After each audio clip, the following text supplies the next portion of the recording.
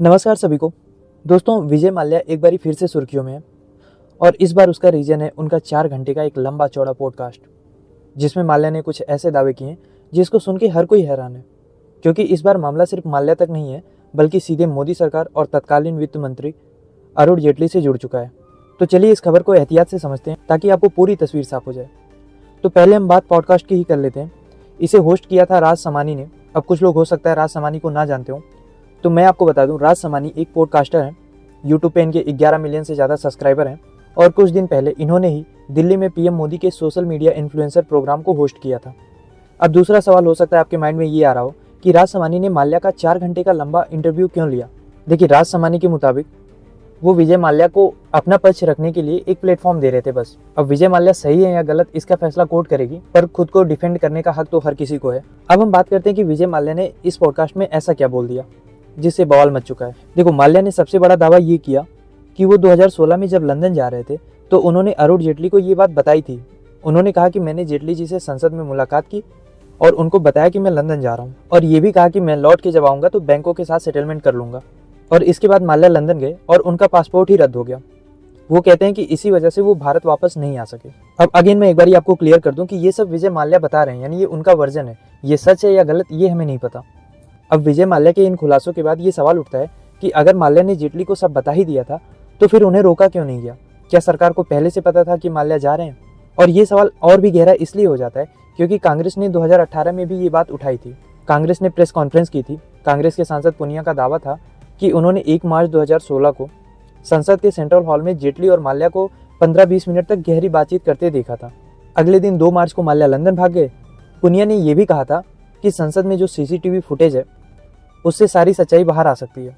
तो अगर जेटली और माल्या में इतनी लंबी बातचीत हुई थी तो जेटली ने सीबीआई, ईडी या पुलिस को क्यों नहीं बताया? और दूसरा सवाल ये भी उठता है कि माल्या पर जो अरेस्ट नोटिस था उसको इन्फॉर्म नोटिस में क्यों बदल दिया गया? इसके आगे विजय माल्या एक और दावा करते हैं कि उन्होंने बैंकों को 5,000 करोड़ का सेटलमेंट ऑफर दिया था, लेकिन बैंक तैयार ही नहीं हुए।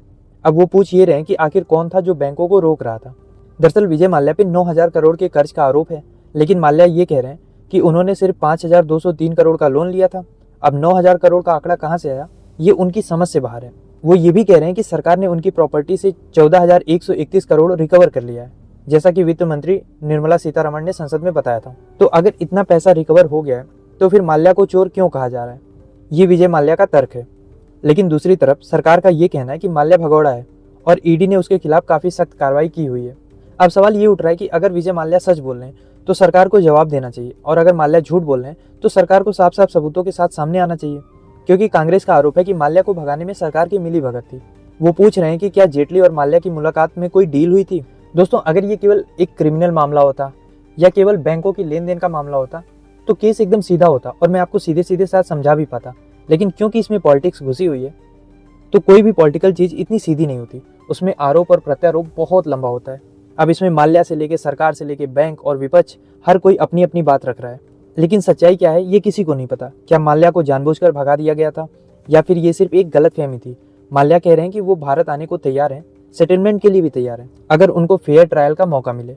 अब पता नहीं विजय माल्या सच बोल रहे हैं या झूठ बोल रहे हैं, लेकिन सरकार पे आज भी ये क्वेश्चन है कि वो अभी तक विजय माल्या को वापस क्यों नहीं ला पा रही है। ना माल्या आए, ना नीरव मोदी आए, ना मेहुल चौकसी आया। ये लिस्ट बहुत लंबी है और ये सब सरकार के लिए एक सिरदर्द बने हुए हैं। ऐसे में मेरा भी आपसे एक सवाल है, आपको क्या लगता है, क्या भारत सरकार विजय माल्या को वापस लाके उनके ऊपर जो भी केस है, चाहे वो सच है झूठ है, उसका खुलासा कर पाएगी? विजय माल्या का ट्रायल शुरू हो पाएगा? आप इस बारे में क्या सोचते हैं? अपनी राय हमें कमेंट बॉक्स में बताइए।